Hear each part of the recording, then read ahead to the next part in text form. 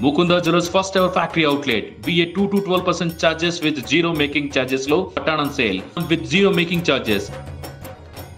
Dasara effect బంగారం ధరలు ఢమాల్. ఈ ఏడాది బడ్జెట్ సెషన్ తర్వాత బాగా తగ్గిన బంగారం ధరలు గత కొన్ని రోజులుగా పైకి పోతూ మళ్లీ భగ్గుమన్నాయి.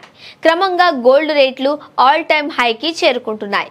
గత వారం రోజుల్లో చూస్తే గోల్డ్, సిల్వర్ రేట్లలో భారీ మార్పు కనిపించింది.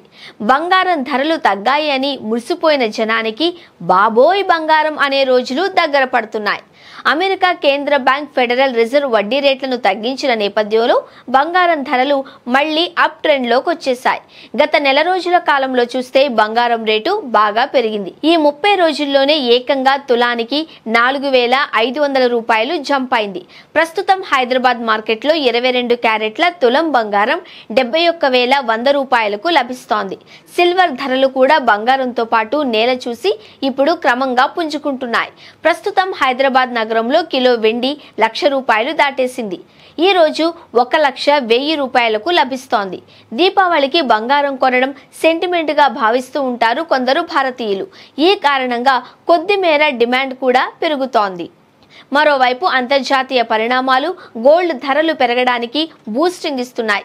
ఇవన్నీ లెక్కలోకి తీసుకుంటే ఈ దీపావళి పండుగ సమయానికి బంగారం ధర 80,000 టచ్ చేస్తుందని అంచనా వేస్తున్నారు ట్రేడ్ పండితులు. గత నెల రోజుల కాలంలో బంగారం రేట్లలో వచ్చిన ఈ మార్పు చూసి గోల్డ్ కొనడానికి పరుగులు తీస్తున్నారు జనం. ఈ సమయం మిస్ అయిందంటే మళ్లీ రాదు అని భావిస్తున్నారు.